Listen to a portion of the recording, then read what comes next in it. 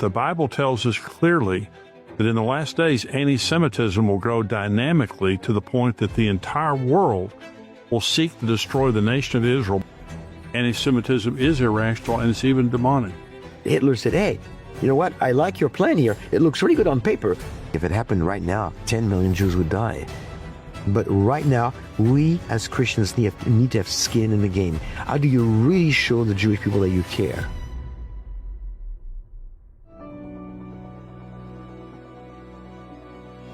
Welcome to Tipping Point. I'm Jimmy Evans. On today's show, I'm joined by an expert on the subject of anti-Semitism and how hatred of the Jewish people and the nation of Israel is exploding all around the world. This is a major sign of the end times that is announcing the soon coming of Jesus. That's the good news. But the bad news is the Bible tells us clearly that in the last days, anti-Semitism will grow dynamically to the point that the entire world will seek to destroy the nation of Israel before the second coming of Jesus. And we're seeing the reality of that every day in the news. A tiny little nation of 9 million people captures the headlines and attention of the world every single day, just as the Bible prophesied it would happen. This is something that affects all of us, whether we realize it or not. And it's something we need to understand so that we're on the right side of this issue and of God. And today I have joining me Olivier Melnik. He holds a master's degree from Dallas Theological Seminary. He's the founder and executive director of Shalom and Messiah Ministries, the son of Holocaust survivors from France. Olivier is an international speaker, an authority on the topic of anti-Semitism, and the author of 7 books. Advocating against anti-Semitism in all of its forms, Shalom and Messiah Ministries seeks to educate and mobilize Christians to fight the hate while building bridges for the Jewish people. Olivier joins me today to talk about his latest book, Anti-Semitism in the End Times, and the subtitle is How the Rise of the World's Oldest Hatred is Paving the Way for Messiah's Return. Olivier, thank you for joining me today. Thanks for having me. Love your book, Anti-Semitism in the End Times, How the Rise of the World's Oldest Hatred is Paving the Way for Messiah's Return. It really is, isn't it? I mean, this is an end-time sign. It really is an end-time sign.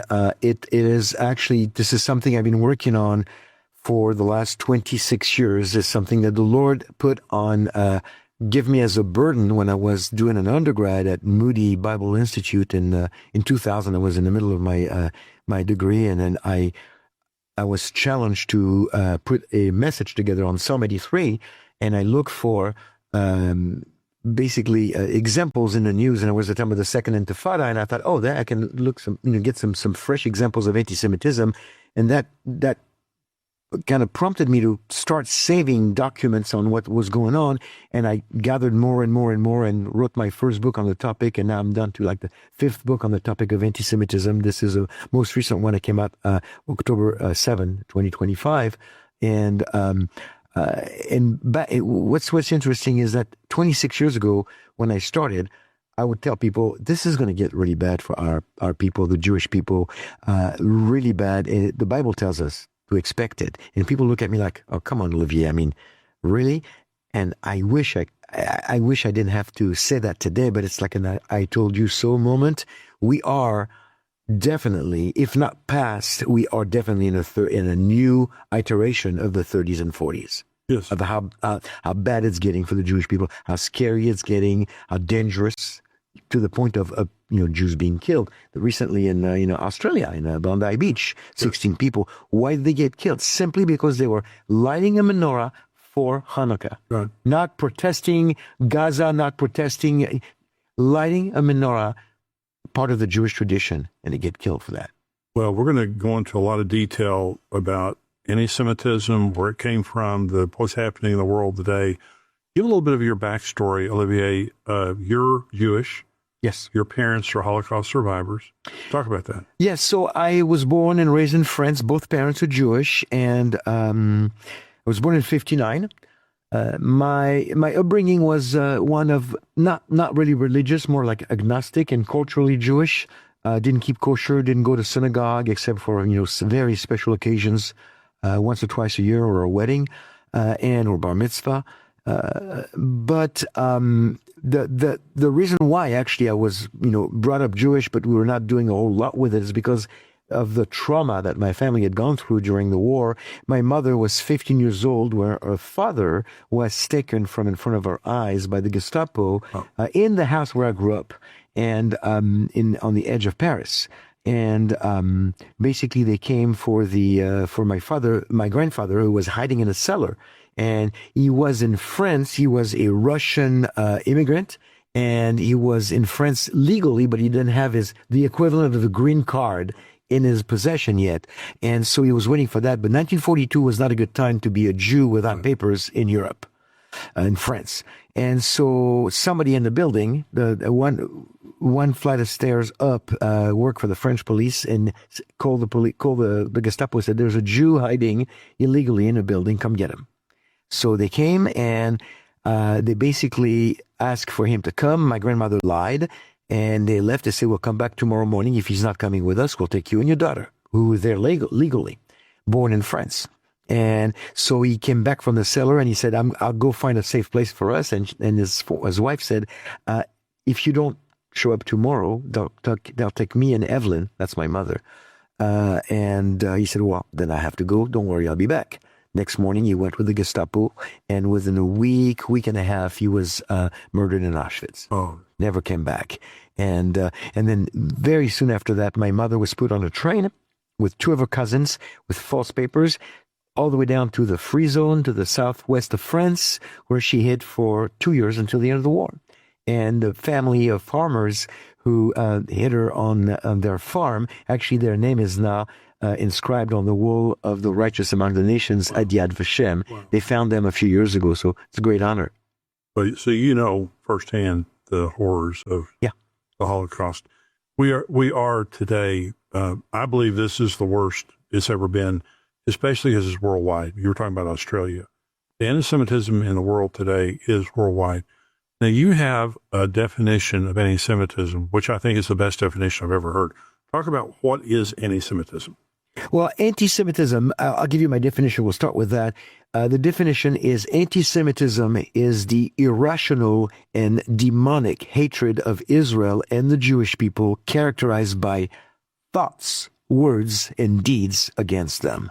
And Jimmy, to be honest with you, the two words, irrational and satanic or demonic, I did not add these until about 10 years ago. I did not have those two words in my definition, but I realized I have to make it very clear to people that there's no explanation to what's going on against our people unless you see that it comes from Satan, who wants to get rid of the Jews. And he has an agenda based on Bible prophecy. Very clear. We can talk about that if you want. So irrational and demonic, or irrational because it's demonic. Yeah. Because he has the ability to make the irrational sound and look rational. That's right. It's not an ideology. People can pretend that they know why they hate the Jews, but they're just spouting the same lies. It's just all lies. It's irrational, and it is demonic. I mean, this has spiritual roots. Now, when did this begin? Where was the headwaters of anti-Semitism? Where did this all start? Well, by the way, you say it's not an ideology. I just would like to point that anti-Semitism, I think, is the only form of hatred in the world when you can actually really hate someone and never have met one. That's right. I mean, some people hate Hispanics, and that's wrong. Okay, it's all wrong. Racism is wrong, but I don't like Hispanics. I don't like Asians. I don't like African American. I don't like the French. I don't like.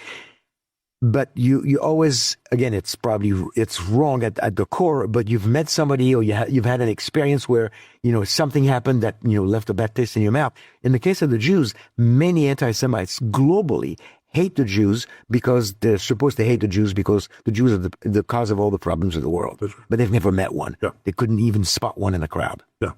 So what was the question? Where did this start? I mean, where did this come? Okay. Well, you could, basically, the Bible is I think it's pretty clear that the Jewish people are God's chosen people, the apple of God's eye. That does not give salvation to a Jewish person. Salvation is the same for everybody. You have to believe in the death and resurrection of Yeshua for your sins.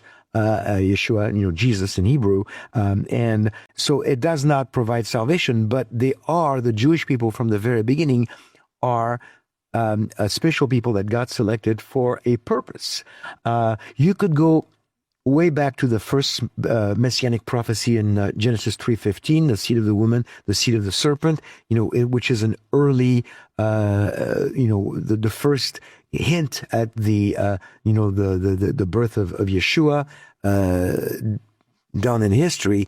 But you can also say that maybe Genesis 12 is where the Jewish people start being formed by God, and that's where it starts. And Satan is going to hate everything that God loves and love everything that God hates, everything and everybody. But I think what we need to understand is that God is very clear from the very beginning. The first book of the Bible, Genesis, He gives us 11 chapters on the formation of mankind, broad strokes, and 39 chapters on the Jewish people. Yes. Not because we're better, but because He has a purpose and He wants to give us details about what He's going to do with the chosen people. Yeah. It's the Jewish people are special by covenant. And the covenant that God made Israel and to Abraham, it's an everlasting covenant. Absolutely. And so it's still true today for the land and the people of Israel. Now, you make a distinction between Judaism and being Jewish. What's the distinction there? The covenant, it's everlasting and unconditional. Right. And I think that's important. We'll talk about Jewishness and Judaism in a second, but everlasting and unconditional. Why unconditional is important is because everything that God has chosen to do with and through the Jewish people is not based on our performance. Thank God for that, because we blew it so many times, okay? It's not based on our performance. It's based on His character. That's right. And that's a very important aspect of that covenant, the Abrahamic covenant. And so Jewishness and Judaism, it's important to see the difference because both Gentile Christians and Jewish people are confused about the meaning of both words. And if they would understand the difference, it would clear a lot of things. Jewishness is an ethnic state. I was born of Jewish parents in Paris, France, and by that my Jewishness is an ethnic identity. My dad was Jewish, my mother was Jewish. Bloodline, I'm Jewish. Right. Okay? There's nothing I can do or not do, say or not say, that will change that. I was born a Jew. From the Jewishness perspective, I will die a Jew. That's Jewishness. Then Judaism is something that you practice. You could start today, practice Judaism and keep kosher, and no more Gentile could practice Judaism. no more bacon for you. So I don't know if you're ready for that. No. So a Gentile can practice Judaism, and so Judaism is something you practice. Jewishness is something you're born into. That it's your ethnic state, and if Jewish people would understand that, they would understand that if a Jewish person believes that Jesus is the Messiah, they don't lose their Jewishness. They decide not to practice rabbinic Judaism, right. And they believe that they're no longer under the bondage of the Mosaic law, the 613 commandments of the law, and that's a decision I made 42 years ago. But I have never felt more Jewish than since I found my Messiah, my Jewish Messiah. That's right. And some Jews are sensitive and rejecting of Christianity as they understand it, because I see it as a Western thing that strips them of their Jewishness. But you're 100% Jewish, 100%, and you're 100% believer in Jesus. Jesus is the Messiah. Absolutely. And the thing is, I am very careful when I use the word Christian with people, because I believe that Jesus is the Messiah. He's God in the flesh. I believe in the Trinity. I mean, you and I would be on the same page. But the word Christian is evolved around Sure. time, and now it's kind of, you got to be careful who you tell people, who you tell you're a Christian. So I'd rather tell people I'm a Bible believing follower of Jesus. Right. which is the same. Okay, just you have to be careful when you use that term, because some people even in parts of the world believe that you're born in a Christian family that makes you a Christian. Oh yeah. So you have to define terms. So there's this thought. It's one of the lies that's told about Jews, and that is the Israel of today is not the Israel of the Bible. In other words, the Benjamin Netanyahu, the government that's there today, they don't represent the God of the Bible. At some point, there was a disconnect. That's what replacement theology teaches. God divorced the Jews. He's finished with the Jews. So what is your response to someone that says the Israel of today is not the Israel of the Bible? Well, the Israel of today is the Israel of the Bible. They're the same people. The Jews of today are the descendants of the Judean Jews of back then. It's a different government. It was a theocracy. It was they had kings and it was also a theocracy. Today it's a democracy. So the government has changed, but they're the same people. The only reason why people say they're not the Jews of today are not descendants of the Jews of the Bible is because they want to delegitimize the Jewish people in Israel, and it gives them fuel to promote their agenda of anti-Semitism, of occupation, of genocide, of apartheid, and all those words that are not founded on truth, on historical truth, but just on an agenda of basically destruction of all the Jewish people. Well, the Jews have perpetually inhabited the land of Israel since the days of Joshua. Isn't that true? Yes. Well, yeah, we go way back. I mean, there's always been a Jewish presence, thick and thin. But even during the Babylonian captivity, there were Jews in the land. Not that many, but there were some left. And so we've always been there. And the myth of Palestinian land stolen is something that was started in the early 60s when Yasser Arafat was placed in the region as the Palestinian, the leader of the PLO, Palestinian Liberation Organization. By the way, incidentally, Yasser Arafat, if you do your research, and it's not hard to do, was born in Egypt. He's an Egyptian. It was, but he was placed there by the USSR to destabilize the region. And one thing that radical Islam is good at is patience. They're patiently infiltrating things in government or different areas and slowly changing things. So the narrative, the Palestinian narrative was started in the mid-60s. It didn't take right away, but eventually it took so well that right now, in the 21st century, people don't question all those things. They take it as the Bible. It's like, oh, well, the Jews are, they stole land and they're committing genocide and they're occupying, and all those words are absolutely not based on historical facts. Talk about the stealing of land. Did the Jews steal land from the Palestinians? No, they did not. As a matter of fact, when they came back as early as the late 1800s, they were buying land that was swamp and mosquito-infested swamp and desert, and they were buying it at high price. So they did not steal land. And they, by the way, the word Palestinian, I don't have a problem with the word Palestinian until 1948, because the word Palestinian, as much as I don't like the word, because it was originally used to de-Judaize the people in the region when Emperor Hadrian, basically during the Second Roman Revolt, wanted to humiliate the Jewish people. He changed the word from Israel to Palestine, and it kind of stuck, and it became, this regional, the geographical area. But until 1948, you had Palestinian Jews and Palestinian Arabs, and nobody cared. Yeah. And then it became politically charged after 1948 and in the 60s to the point where today, Palestinian people, but they're just Arabs, and it's a false narrative, and it's based on, again, this irrational, satanic definition, the desire by Satan to get rid of the Jews, because he knows that at the end of the literal 7-year tribulation, the Jewish people are going to call upon the one of their pierced, Zechariah 12:10, and they're going to say, Baruch haba b'shem Adonai, blessed is you who comes in the name of the Lord, and that's when Jesus returns. Jesus returns when Israel calls him. Most Christians are not even making the connection there. Right. Jesus returns when Israel calls him. That's the second coming. That's right. And Satan goes into retirement, and he's not going to Boca Raton or anywhere else. He's going to the pit of hell, and he's not going to be the boss there. He's going to be burning like everybody else, and he doesn't want to go there. Well, so one of the things to me, Olivier, that is just otherworldly, this is reason it's demonic.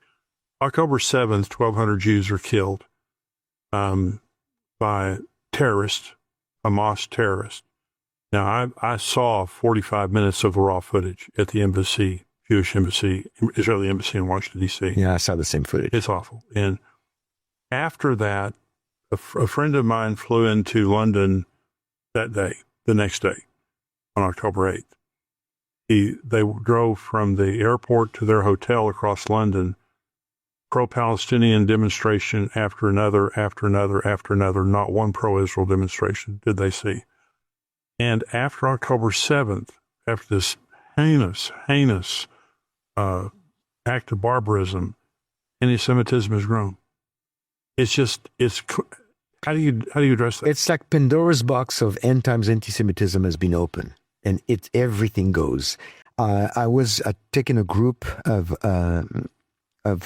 people to Israel last October, like a tour, and befriended the tour guide. And a few weeks ago, we were talking on the phone, and he says, Olivier, and Jewish man, very, very smart. And he says, Olivier, as a Jew, I totally understand October 7th because, they want to get us, they hate us, and that's going to be that way. And, and he's not a believer. So, we have give and take in our conversation. He goes, but I understand that, it's the anti-Semitism, they hate us. I understand. I've acknowledged the event of October 7th. What I do not understand is October 8th. Right. That was profound. Right. He just could not understand how the world, at this opportunity for the world to turn around and go, hey, we're on your side now. I mean, this was all a lie about them wanting peace, and obviously they want to kill you. Now we have the proof. Yeah. Instead of that, the whole world turned against Israel from the river to the sea. Palestine shall be free. Globalize the Intifada and all those things. And I only see one reason for it. It's 11:59 on the That's clock. right. We are in the end times. And I see two Bible prophecies being fulfilled in our lifetime in front of our eyes right now. And I got, you got to be careful when you talk about, prophecy being fulfilled because, I don't like to have to backpedal. Yeah. So I when I say something, I want to make sure that, can you back it up with the Bible? Well, number one is, I think there's no question that the return of the Jews in unbelief is this. Who would argue with that? Right. And, for instance, Ezekiel 36. Okay, so that part that is a prophecy being fulfilled today in our lifetime. We see it happening. It's been going on for a few decades. The other one is Zechariah 12:3, the whole world turning against the Jews. And about a year ago.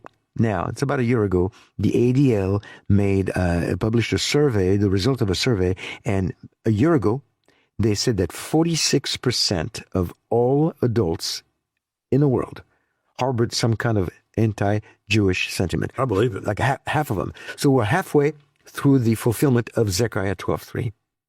But when you look at the United Nations, Olivier, it's more than that.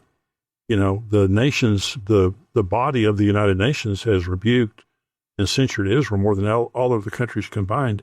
And they have a standing agenda item, the Human Rights Council of the United Nations. Israel is the only standing agenda item, not Iran, not North Korea. Not China. Yeah.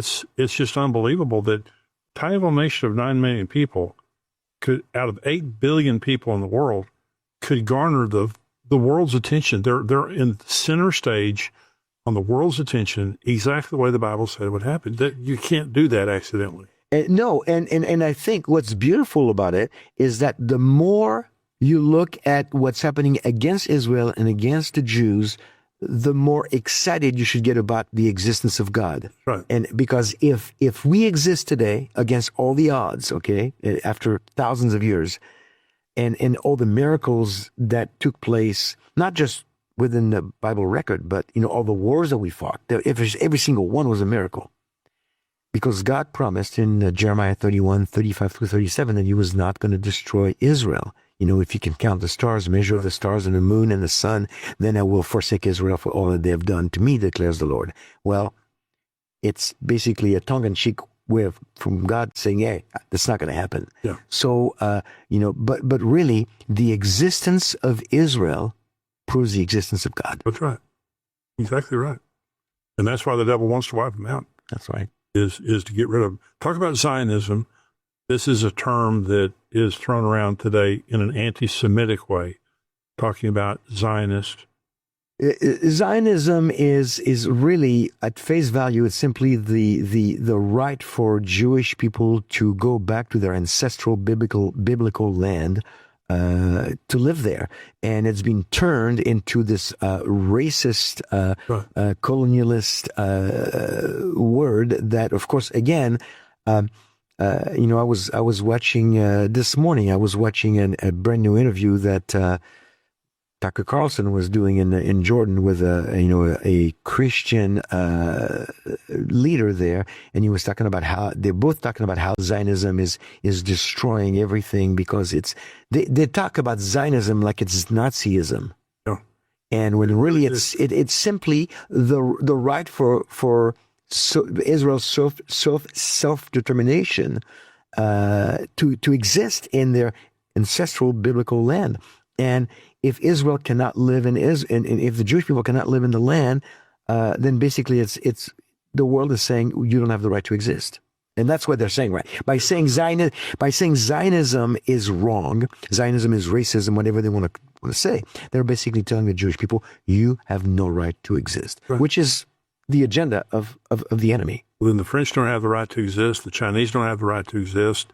You go all around the world, and there are people in their ancestral homeland. And the thing is, Olivier, the Holocaust proved, not just the Holocaust, but thousands of years of Israel being dispossessed from the land after AD 70 proves they can't go anywhere and live in peace. Yeah. Everywhere, Russia, everywhere they go, Europe. Expulsions after expulsions. Yeah.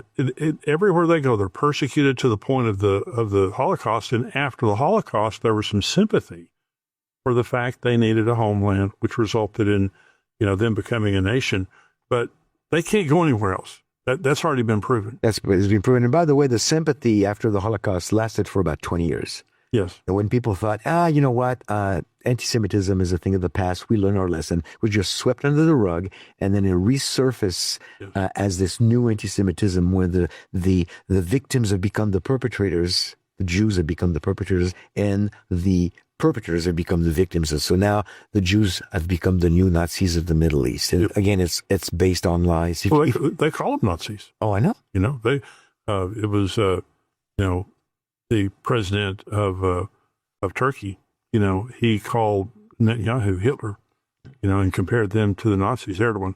And so it's a very serious thing. Well, I'm a Christian Zionist. I want to say that right now. Is I very much believe in Israel's right to exist, their right of self-determination in their homeland, and that we as believers should stand with Israel and not be intimidated by all this nonsense, because we know the Bible tells us where it's going.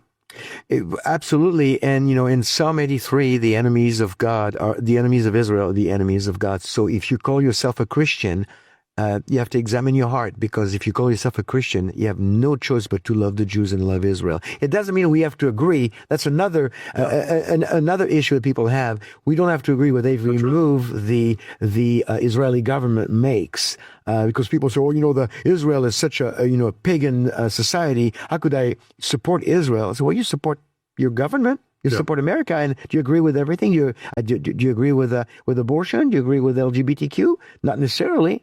As a Christian, you don't. So, it should be different. What should be a different standard for Israel? I support Israel's right to exist. I support the country. I visit.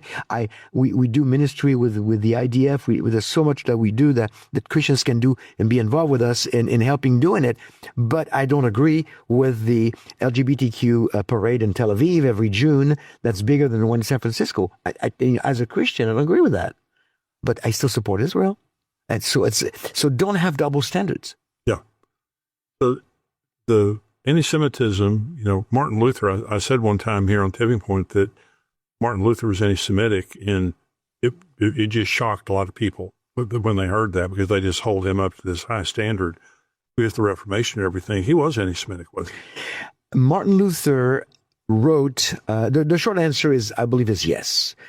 But it's what people need to take away from a statement like this is that, so what happened is Martin Luther, the last 2 years of his life, wrote this little booklet on the Jews and their lies. And in it, he basically describes Israel and the Jewish people like terrible people. We should burn their books, forbid them from teaching. On and on and on. It's really, really toxic, very toxic. But of course, he didn't do any of that. But he wrote this in the booklet. And that booklet exists. It's a real book. It should not be taken out of the works of Martin Luther, because then it would be no different than the cancel culture that we're against. Okay, it exists. It's there. It needs to be explained. It needs to be maybe there something written about it when you read it to know why. But we don't really know why he wrote it. Was he suffering from Alzheimer? Was he, did he have bad pizza the night before? Was he anti-Semitic, or a combination of everything? It's not even that important. What's important is that booklet was taken and then was used by somebody like Hitler, who quoted Martin Luther in Mein Kampf. And so somebody who wrote this in more of an academic perspective, like, the Jews, the Christ killers and doing all that, and this is all wrong, but he was not, I don't think Martin Luther meant let's kill all the Jews. I don't think he meant that. But Hitler said, hey, you know what? I like your plan here. It looks really good on paper. Let me do the job for you. So that's a reality. Luther wrote the book. Hitler tried to put it into practice. That's good. And killed 6 million. That's good. That makes a lot of sense. So let's go on a timeline, because one of the things that's going to happen one of these days is Ezekiel 38, 39. Mm-hmm. There's going to be an attack. Russia, Iran, Turkey, other nations are going to attack Israel. So you believe in the rapture? I hope so. I do. We do. Is rapture before the tribulation. Where do you think we are in relation to an Ezekiel 38 and 39? I know it's impossible to say exactly, but when do you believe that war happens? The best I can understand it, and we where's Mark Hitchcock when we need him? I know it. Yep. The best I can understand it is that for me, I place it after the rapture, before the abomination of desolation, which is the midpoint of the tribulation. So you have like a 3.5 time period. So that's where I see it happening. In the passage in Ezekiel 38, Israel is at peace. So it's interesting right now because, there is like this tension with Iran. What's going to happen with Iran? What if, the mullahs and the ayatollahs get deposed, and then we have an Iran that looks like, pre-1979 right. Again. Well, that does not mean, and people need to understand that does not mean that Iran will be an absolute friend of Israel. Right. It doesn't mean that. Right. But it has to be Iran has to be in a place, or Israel has to be in a place where it would be at peace with their neighbors. And I see that happening a lot easier after the rapture, when the Antichrist comes onto the scene and says, let me take care of business. I could even see the Arabs, watching all around the temple and say to the Jews, to Israel, rebuild your third temple. We'll keep watch. We'll keep it safe for you, because the Antichrist could do that. He could make them all get along. So I think that peace time will be between after the rapture, and before the abomination of desolation, when the temple is desecrated. That's what Mark Hitchcock plays, by the way. And so, and I heard you say this in another interview that you did. There's going to be a third of the Jews, according to Zechariah, I believe it's 13:8. It's a third of the Jews will survive the tribulation. 2/3 will not survive the tribulation. So a lot are going to perish. Correct. In especially the second half of the tribulation. You talk about, which I love, your ministry, and I want you to talk more in just a minute about your ministry. The more Jews that get saved now, the fewer die during the tribulation. And I love that. And so the percentages are 2/3 and 1/3, but the more that get saved today, the fewer perish during the tribulation. Absolutely. And that's what drives us, to do what we do at Shalom and Messiah, to get Jewish people saved and to hear the gospel and to realize that that Yeshua, Jesus, is the promised Jewish Messiah. And it's all in the Jewish scriptures if you search with an open heart. Years ago, I was looking at that scripture in Zechariah, I think it's Zechariah 13, 9 and 10. Or 8 and 9, or it's right there. And I remember my wife, who's not Jewish, I was telling her, like, this is crazy. If it happened right now, 10 million Jews would die.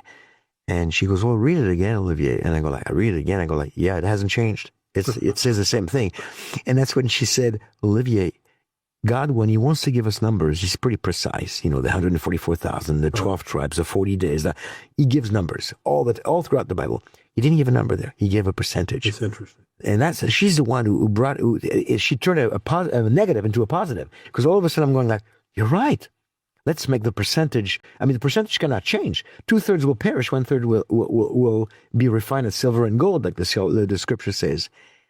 But if we can get Jewish people saved, to come to a saving knowledge of their Messiah, then the number within the percentage will decrease. And that is our biblical mandate. That is, when it says, going back to Genesis 12:3, I'll bless those who bless you, curse him who curses you. I cannot think of a better blessing to the Jewish people than to give them the gift that never stops giving, the gift of the gospel, the gift of eternal life. That's the best thing you could ever do. And so that's what we do at Shalom and Messiah. We equip Christians to share the gospel with the Jewish people in a way that's going to be effective. That a lot has been done in the name of Christ, in the name of the church and Christianity. You have to be careful how you present the gospel. Same ingredients, different recipe. Right. You don't add or delete. You just kind of present it in a different way. And so we do that. We equip people. But the challenge I have for Christians watching today is that we are at a time right now where Bible-believing Christians need skin in the game. Yes. It's no longer, I'll pray for the peace of Jerusalem. That's a good foundation. We should always, everything starts with prayer. Absolutely agree on that. But right now, we as Christians need to have skin in the game. How do you really show the Jewish people that you care? Okay? Because right now, the Jewish people are scared. Yes. They're very concerned. And so we need to let our Jewish neighbors, our Jewish friends, our Jewish co-workers, college buddies, whoever we know is Jewish, go knock on their door and say, hey, I'm your friend, I'm your neighbor. I want you to know I'm a Bible-believing follower of Jesus. And because of that, I got your back. If whatever you need, I got your back. I am your friend. That's what they need to hear right now. We need skin in the game. Tell people how they can get more information about you. Well, they should, the book, that's the book that they should get, that really is going to give you a lot of information about what's going on, and it's going to equip you to understand how to relate to Jewish people and how to share the gospel. In that book, actually, there is a chapter sharing the gospel from the Hebrew scriptures, from the Old Testament, because the Jewish people don't believe the New Testament is inspired. So, using the Torah and the prophets. And then, of course, you can get resources on our website at shalominmessiah.com. Shalominmessiah.com. I want you to go to that website. This is Anti-Semitism in the End Times, Olivier Melnik. Olivier, this is a wonderful book. Thank you for being with me. I want you to come back sometime. I will share more, because we just really started the conversation today. That's right. But thank you. Wonderful ministry. Thank you for joining me today. I hope this has been a blessing to you. This is a massive issue in the world we're living in today. It's getting worse, and it's truly announcing the soon coming of Jesus. Jesus said, when you see these things begin to happen, look up and lift up your heads. And so what we're seeing today in anti-Semitism is tragic and is terrible, but it's also one of the major signs of the return of Jesus. We need to remember that so we can stay encouraged as we're praying for the Jewish people and working to fight the hatred and working to all the relationships that we have in our lives, helping people to understand who the Jewish people truly are and why anti-Semitism is irrational and it's even demonic. And so thank you for joining me today. Remember, prayer at endtimes.com. If you need prayer for any reason, prayer at endtimes.com. We pray by name for every single person that writes in for prayer. Also, if you have a question, questions at endtimes.com. We're regularly, every week, we answer questions from you guys. Write us a question. Remember, endtimes.com/donate. Thank you for being a subscriber. If you're a subscriber here, thank you so much for that. But you can give in addition to your subscription and help us support this ministry. And right now, we're helping to send 25 Jewish people back to the nation of Israel. Jews from all over the world are immigrating back to Israel. And we're helping 25 Jewish people move back. We're paying their expenses, whether they're in Europe, the United States, wherever they are. We're joining together with the International Fellowship of Christians and Jews to help 25 Jewish people, 5 families of 5, to move back to Israel. Aliyah is help them to return to the homeland, which is another form of Bible prophecy, is the Jewish people moving back to their homeland. And so endtimes.com/donate. Give your most generous gift. Thank you for joining me today. I'll see you here next time on Tipping.